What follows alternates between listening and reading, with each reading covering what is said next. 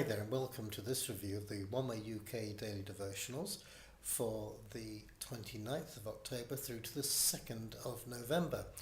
And we've been looking in Amos 4, and this week we've been considering mainly a question, and the question is ignoring the signs. What signs? Well, the signs that God sends into our life, or the signs or the interpretations upon signs that happen in our lives. If you hear any strange noises off, please bear with me. They'll be being made by my friend here.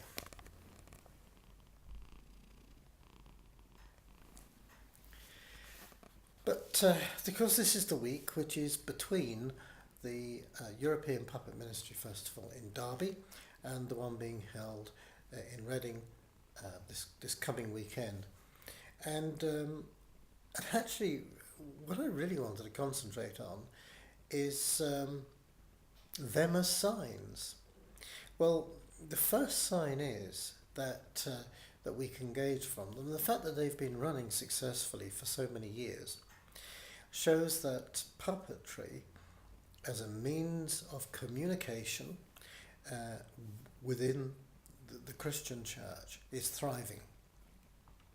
The other thing is that at Derby we took a sort of a hand count, and well over half the people there at Derby, it was the very first time they were visiting a puppet ministry festival. So that's encouraging, because it means that there are lots and lots of new people coming into puppetry as well. And that's always a healthy thing.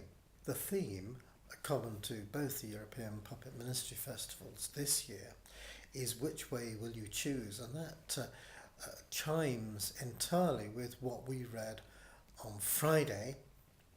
And on Friday it was Amos 4:11, in which God is saying, I destroyed some of your cities as I destroyed Sodom and Gomorrah. Those of you who survived were like charred sticks pulled from a fire, but still you would not return to me, says the Lord. And as a rough summary, we can say that all the things that we've been reading this week in Amos were really designed to encourage the people to return to the Lord. In other words, to make a choice for Him rather than for what? It was actually for themselves.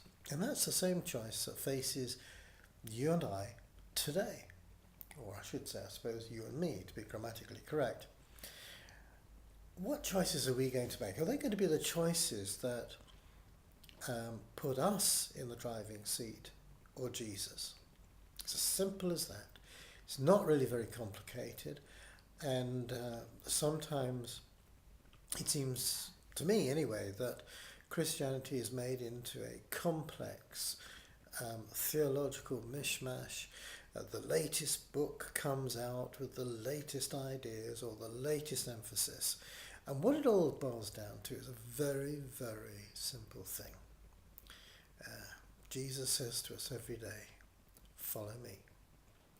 And whether we do or not is not actually seen by what we say, because most of us would probably say, oh yes, of course, Lord, but in what we do and how we live our lives.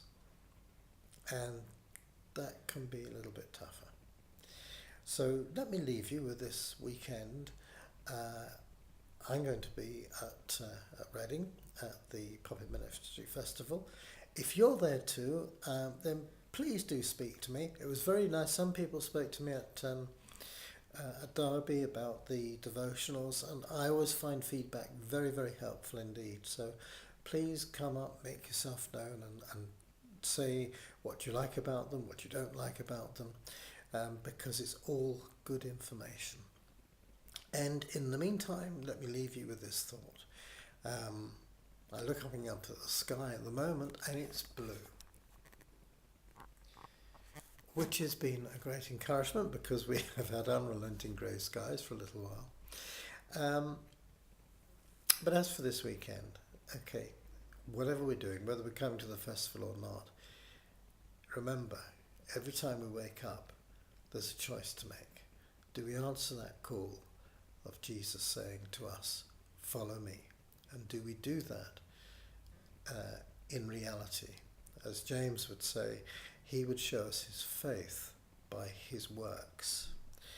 And actually, it's what we do counts most, because that is the fruit of our life. And I just pray the Lord will encourage us and strengthen us so that that fruit is going to be good fruit. Bless you, have a wonderful weekend, and I look forward to being with you next week.